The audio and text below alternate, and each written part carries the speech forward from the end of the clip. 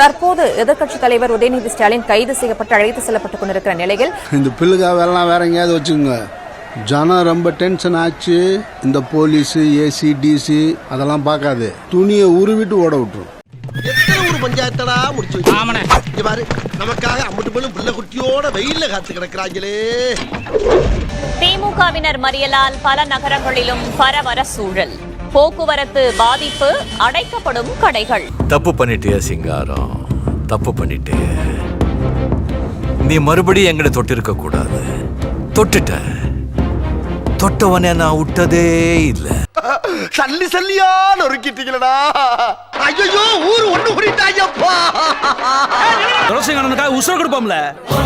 கேட்டல, பார்த்தல, புரியுதா? நீ குரல் கொடுத்ததுக்கே இத்தனை அடி உழுகுதே, நான் குரல் கொடுத்தா இத்தனை அடி உழும் தெரியுமா? இந்த சவால் விடுறது, செங்கல் பிரிக்கிற வேலையெல்லாம் இங்க வேண்டாம். சொந்த ஊருக்காரவன் இங்க நிக்கிறவங்க பூரா சித்தப்பன் பெரியப்பன் அண்ணன் தம்பின்னு எல்லாம் பங்களிங்கவன். என் இமையில இருந்து ஒரு முடி விழுந்தா கூட உன் கண்ணில் கத்தி எடுத்து சோர்வீர்வானவன். கலைஞருடைய வளர்ப்பு, திராவிட முன்னேற்ற கழகத்துடைய உடன்பிறப்பு, எங்களுடைய தலைவருடைய வளர்ப்பு. நான் மட்டும் இல்ல, திமுகவுடைய கடைசி தொண்டர் ஒருத்தர் கூட இந்த மாதிரி கைதுக்கெல்லாம் பயப்படக்கூடிய ஆள் கிடையாது. 3 சீட்டு வேலைலாம் என்னாண்ட வச்சுக்காத, உம்மால சொல்லுவி. சட்டப்பேரவையில பேசுற மட்டும் பதில் சொல்ல போறாங்க, அப்படியே அறுத்து தள்ளிடுவாங்களா என்ன?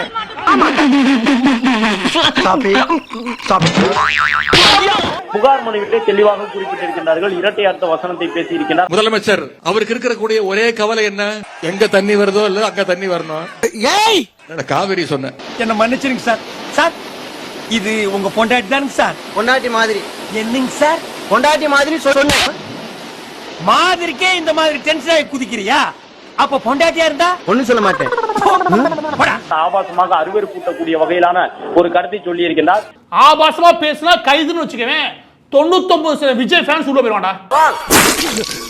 நீங்க ஆபாசத்துக்கு ஊர்ல பாடம் எடுக்கிறீங்களோ? அப்ப நான் பஞ்சாயத்துல ஒண்ணும் சொல்லக்கூடாதா? சொல்லக்கூடாதா? சொல்லக்கூடாது. உனக்கு சொல்ல உரிமை கிடையாது. போடா, நீ பஞ்சாயத்துல வந்து கிழிச்சு போ. தூடியா போடா.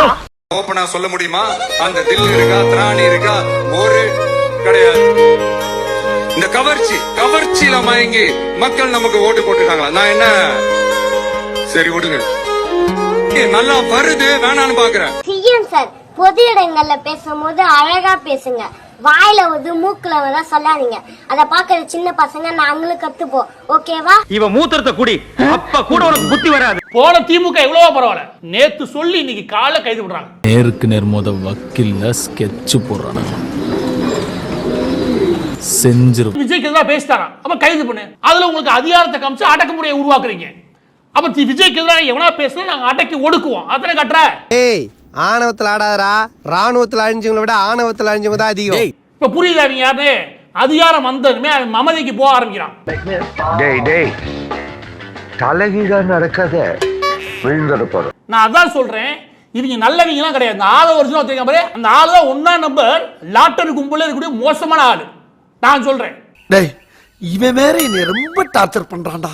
அந்த ஆளுக்குள்ள ஒட்டுமொத்த ஆட்சி நடக்குது. அந்த ஆளு விஜய குளிர் வச்சுக்கிட்டு எப்படி கொள்ளையடிச்சு இந்த ஆட்சி நடத்தலாம் தீராரு. அவர் பேருக்கு தான் முதலமைச்சர், பவர் பூரா எனக்கு தான். இனிமே தமிழ்நாட்டை கூறு போட்டு வித்துற மாட்டேன். இந்த ரூட் மாஃபியா இருக்கான் பாரு, யாரு? விஜயோட பிஏ.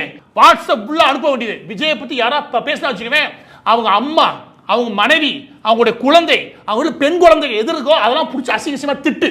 இதே நீ வேலையை இந்த பொழப்புக்கு 4 பேர் பொழைக்கிற கிகோலோ பையா அப்படின்னு சொல்லி உங்களுக்கு வாய்ஸ் ஓவர் கேட்கலையா சார்? வணக்கம், நான் தற்கொலைகளா? இப்பதான் புசியானந்தன் இருந்து ஒரு கால் வந்துச்சு. 10 மணிக்கு ஒரு மிகப்பெரிய ஆர்ப்பாட்டம் இருக்குடா தம்பி, மெயினா லேடிஸ் எல்லாத்தையும் திரட்டினு நம்ம முக்கு ரோட்டுக்கு வந்துடுறான்ட்டாரு. நான் கூட என்னென்ன மேட்ரு, போராட்டமா? ஓ, காவேரி இஷ்யூக்காக போராடுறோமான்னு கேட்டேன். இல்லன்ட்டாரு. சிச்சி, அந்த மடத்தனமான காரியத்தை நான் பண்ணவே மாட்டேன். வீட்டுக்காக குழந்தைங்க எல்லாம் போராடிட்டு இருக்காங்களே, அவங்களுக்கு சப்போர்ட் பண்றோமான்னு கேட்டேன். அதுவும் இல்லன்ட்டாரு. வேற என்ன போராட்டத்துக்கான மேட்டரா இருக்கு? ஓ, நம்ம அண்ணி த்ரிஷா பத்தி பேசியிருக்காங்க. விடலாமா சொல்லுங்க. உங்களுக்கு எங்களை பார்த்தா கேளப்பை மாதிரி தெரியுதா? அதானே. மத்த போராட்டம் கூட பண்ணாம போனா இந்த வரலாறு நம்மள மன்னிச்சிரும். ஆனா இதுக்கு நம்ம போராடலன்னு வைங்க, வரலாறு நம்மள மன்னிக்கவே மன்னிக்காது. இம்புட்டு பையன் வேலையை விட்டு வந்து உட்கார்ந்துருக்கீங்களே, விருந்தாளிக்கு பிறந்தீங்களா? சோ மெயினா ஆண்களோட பெண்கள் தற்குறிஸ் கன்ஃபார்மா மறக்காம நம்ம அந்த முக்கு ரோட்டுக்கு வந்துருங்க. போராட்டம் வெறித்தனமா இருக்கணும். இந்த பாரு, நல்லா நடிச்சாதான் கம்பெனில காசு வாங்க முடியும். இப்ப பாரு இப்ப உதயநிதி ஸ்டாலின் வந்து பெண்களை பத்தி சட்டமன்றத்துல பண்ணணும் அவசியம் கிடையாது, சட்டமன்றத்துல பண்ணணும் அவசியம் கிடையாது, சட்டமன்றத்துல பண்ணணும் அவசியம் கிடையாது. என்ன டயலாக், என்ன டீம், என்ன மேட்ச்னே தெரிய மாட்டேங்குது. உட்கார்ந்து வந்துடுறீங்க. டேய் உங்க வீட்ல எல்லாம் ஒண்ணு கேட்க மாட்டாங்களடா? எப்ப பார்த்தாலும் இப்படி ரீல்ஸ் போட்டுக்கிட்டு இங்க சுத்துறீங்க அங்க சுத்துறீங்க, இங்கே ஊருக்குள்ள இருக்கீங்களே, வேலை வெட்டிக்கெல்லாம் போக மாட்டீங்களா? உங்க வீட்ல எல்லாம் எப்பறம் அவங்க சோறு போடுறாங்க? பெண்களை பத்தி இனிமே வந்து இழிவாவே அவர் பேசக்கூடாது. இழிவா இனிமே அவர் பேசினாலே இனிமே என்ன ஆகும்ன்றது எங்களுடைய டிவிக்கு நிர்வாகி, மகளிர் அணி நிர்வாகி எல்லாமே இப்ப காட்டிட்டாங்க.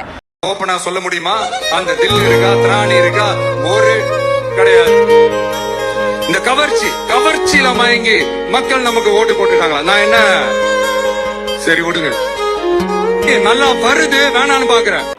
கவர்ச்சியில வந்துட்டோம்னா நான் வந்து சரி விடுங்க அப்படின்றது வந்து என்ன பைபிள்ல வர வசனமா? ஒரு டேஷும் கிடையாது அப்படிங்கிறது வந்து ஹதீர்ஸா? வாயில நல்லா வந்துடும் வேணான்னு பாக்குறேன் அப்படிங்கிறது வந்து பகவத்கீதை வர ஸ்லோகமா? அப்ப எல்லாம் கைத்தட்டி எங்க அண்ணனை பத்தி அப்படின்னு என்ஜாய் பண்ணிட்டு இருந்தீங்க. இப்போ இவர் ஒரு வார்த்தை சொன்னதுக்கு, அதுவும் நான் சொன்ன வார்த்தை தப்பா கன்வே ஆயிடக்கூடாதுங்கிறதுக்காக காவேரியை சொன்னேன்னு விளக்கம் கொடுக்கிறாரு. அப்படி இருந்தும் உங்களுக்கு குத்துதுன்னா இதுக்கெல்லாம் வாயில என்ன வச்சிருந்தீங்க எல்லாரும்? இதுங்க தற்கொலைங்க. விஜய் காலை கடன் போயிட்டு அது ஒரு தட்டில் எடுத்துன்னு வந்து கொடுத்தா அத கேசரின்னு ருசிச்சு சாப்பிடுவாளுங்க போலயே. நீங்க கூகுள்ல போய் தட்டி பாருங்க, இந்தியாவிலேயே சினிமா மோகமும் வெறி பிடித்த ரசிகர்கள் வந்து எந்த மாநிலத்தில் இருக்கிறான்னாக்கா நம்பர் 1 தமிழ்நாடு. தமிழ்நாடு தான் நம்பர் 1. என்னடா சொன்ன? அவனே ஏமாத்திட்டியா? கஷ்டப்படுறேன். இல்ல எனக்கு இன்னும் புரியல. வர்றவெல்லாம் தற்குறியா இருக்காங்களா? நீ தற்குறி ஆக்குறியா? அவன் உன்னை ரோல் மாடல்ங்கறானே. இவர்களே இப்படி பேசிக் கொண்டிருந்தால் சமூகம் எப்படி சிறப்பாக இருக்கும்?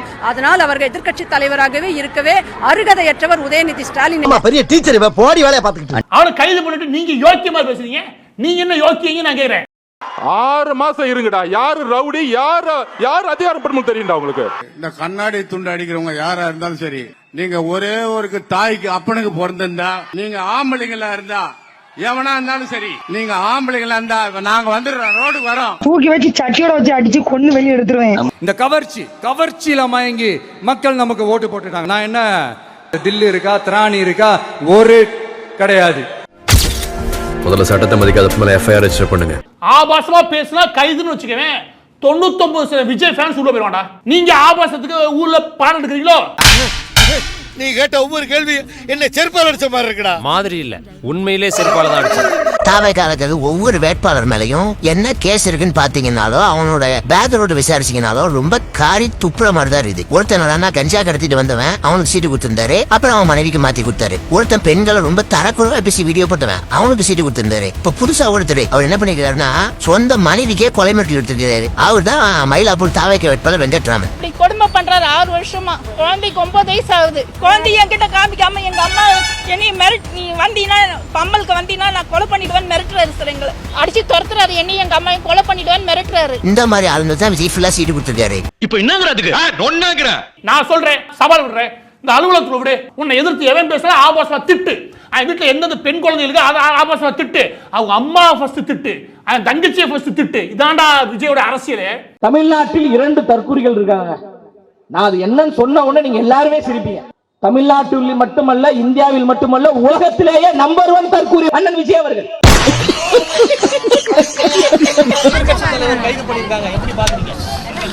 எதிர்கட்சி தலைவராக நாங்க பாக்கல.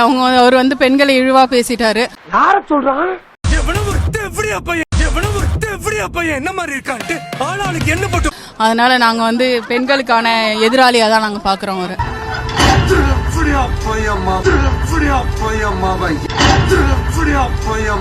அம்மாவை அவன்லாம் பேசக்கூடாது, சரியா? நீ வாயை மூடிடி. வந்துட்டு அட்வைஸ் பண்ணிட்டு ஒத்தரோசா பிள்ளைய ரொம்ப அற்புதமா வளர்த்திருக்கமா நீ. இதுக்கப்புறமா அந்த கட்சியில அவரை தலைவரா வச்சிருந்தாங்கன்னா அது அந்த கட்சிக்கே அவமானம் நான் நினைக்கிறேன். இதுக்கு செருப்பாலே அடிச்சிருக்கலாம். மேற்கொண்டு இந்த மூஞ்சில கரியலி பூசுற மாதிரி இருக்கு. அப்பா போதும் பாப்பா. எதிர்க்கட்சி தலைவர் உதயநிதி ஸ்டாலினின் பேச்சுக்கு நடிகையும் பாஜக மாநில துணைத் தலைவருமான குஷ்பு கண்டனம் தெரிவித்திருக்கிறார். ஓ அப்படியா? வீட்டுல இருந்து வெளியே வரணும். திரிஷா விட்டு இருந்து முதல்ல வெளியே வந்தா தான் முதல்ல எல்லாமே நடக்க முடியும். அதாவது குடும்பத்தோட நல்ல உறவு வைக்கணும். முதல்ல இதுல இருந்து வெளியே வரணும். முதல்ல டேய் எவ்வளவு அடிச்சாலும் சொரணை இல்லையாடா? யாராவே சொரணைய பத்தி பேசுறது? நான் தான்டா. நீ இல்லப்பா, ஓ வாய்ஸ் எனக்கு தெரியாதா? யாராவே டிவிகேல இருக்கிற மக்களை பார்த்திருப்பாரு அவரு எப்படி வலிமை கொண்டு இருக்கிறாங்க. தூக்கி வச்சு சட்டியோட வச்சு அடிச்சு கொண்டு வெளியே எடுத்துருவேன். அவதாயா இவன் சூத்தறுத்து சூப்பு போட்டு உனக்கே ஊத்தி விட்டுருவேன். மரியாதையா இருந்துக்க. பயந்துட்டீங்களா சிஎம் சார்? எங்க நாளைக்கு சட்டசபை கூட போகுது, அது எதிர்க்கட்சி தலைவர் பல கேள்விகளை கேட்பாரு. அதுக்கு பதில் சொல்றதுக்கு எப்படியும் எழுதி வச்சுதான் மறுநாள் வந்து நம்ம சட்டசபையில ஒப்பிக்க போறோம். முன்கூட்டியே அவர் அரெஸ்ட் பண்ணிட்டா, அதுவும் பொய்யான வழக்கு போட்டு அரெஸ்ட் பண்ணிட்டா நமக்கு பிரச்சனை இல்ல அப்படின்னு சொல்லி அவதூறு வழக்கு அவர் மேல போட்டு அரெஸ்ட் பண்ணிருக்கீங்க. பொய்யான வழக்குகளை போட்டு அந்த அளவுக்கு இந்த அரசு வந்து ஒரு பயந்தாங்கோலி அரசா இருக்குது. புரியல? பயம் வேதனாகம்னா பயம்னு என் வாயில எதுனா வந்துடும், ஒரு டேஷம் இல்லன்னு இவ்வளவு ஒரு மட்டமா எந்த முதல்வரும் இது வரைக்கும் தமிழகத்துல பேசுனதே கிடையாது. அது மாதிரி பேசின ஆளு நீங்க அவர் மேல வந்து அவதூறு வழக்கு ஒண்ணு போட்டு அரெஸ்ட் பண்ணிருக்கீங்க. இது மாதிரியான கைதெல்லாம் பார்த்து பயப்படுற இயக்கம் திமுக கிடையாது. கண்டிப்பா இந்த கைது செய்த நடவடிக்கைக்கு மக்கள் உங்களுக்கு தக்க பாடத்தை சீக்கிரமா புகுட்டுவாங்க. இந்த கைதுக்கு நீங்க கண்டிப்பா பின்விளைவுகளை சந்திப்பீங்கன்றது உறுதி. உன் கதை முடிஞ்சுதுரே. டோபரே உன் ஹிஸ்டரி ஓவர்.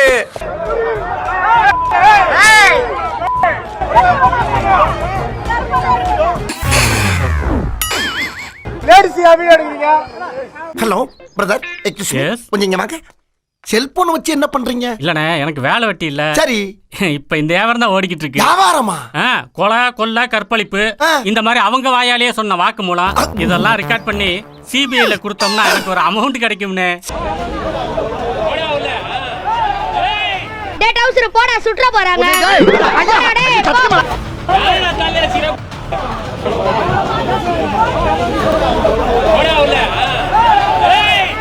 கெட்ட கெட்ட வார்த்தையில காதெல்லாம் கருகிற மாதிரி திட்டுறாங்கடா. எவ்வளவு டீப்பா போறாங்க. ஐயோ, 7-8 தலைமுறையை தோண்டி எடுத்தாடா கிளிக்கிறது. இந்த வீடியோல பாருங்க, நம்ம குட்டி பகவதி இருக்காருல நடிகர் சஞ்சீவ், லைவ்ல யாருக்கும் இந்த சம்பவத்தை காமிச்சிட்டு இருக்காரு. ஏன்னா பார்க்கும்பொழுது அப்படியே கையை காமிச்சு இன்ஸ்ட்ரக்ஷன் கொடுத்து பேசிக்கிட்டே இருப்பாரு. அதுல யாருக்கு அதை லைவ்ல போட்டு காமிச்சிட்டு இருக்காரு அப்படிங்கிறது நமக்கு தெரியல. யாருக்கு லைவ் போட்டு காமிச்சாரு, அந்த லைவ்ல ஆப்போசிட்ல அதை பார்த்து ரசிச்சு அந்த சாடிஸ்ட், அந்த நாசிஸ்ட், அந்த சைக்கோ யாரு அப்படிங்கிறது எனக்கு உண்மையிலே தெரியல. அது சஞ்சீவுக்கு மட்டும் தான் தெரியும். ஒருவேளை பாக்குறவங்களுக்கு அது யாரு அப்படிங்கிற கெஸ் ஏதாவது இருந்துச்சுன்னாக்கா அது யாருங்கிறத மறக்காம கமெண்ட் செக்ஷன்ல சொல்லிட்டு போங்க. டேய் வாடா, டேய் போடா, டேய் வாடா. எதிர்க்கட்சி தலைவர் உதயநிதி ஸ்டாலினின் கைதுக்கு திமுக தலைவர் மு.க. ஸ்டாலின் கண்டனம் தெரிவித்து அறிக்கை வெளியிட்டிருக்கிறார். ஆணவம் அழிவுக்கு வழிவகுக்கும் என்றும் தொடர்ச்சியான ஆணவம் அழிவை விரைவுபடுத்தும் என்றும் திமுக தலைவர் மு.க. ஸ்டாலின் வெளியிட்டுள்ள அந்த அறிக்கையில் தெரிவிக்கப்பட்டிருக்கிறது. வேண்டாம், கால் நூற்றாண்டுக்கு அப்புறம் உன் வாழ்க்கையில ஒரு சந்தோஷம் கிடைச்சிருக்குதுன்னு அகம்பாவத்துல ஆணவத்துல தலகால் தெரியாம ஆடாத. இது நிலைக்காது. கீழே விழுந்தேன்னா பல்லு பகடலாம். ஸ்டார்ட் பண்ணு.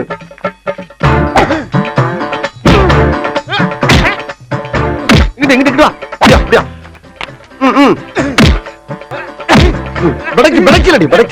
மண்டையில மட்டும் அடிச்சிடாத, குலக்கேசல் உள்ள போயிருவேன். சரியா? உங்க வீட்டு பிள்ளையா நினைச்சு எல்லாரும் என்னை மன்னிச்சிருக்க.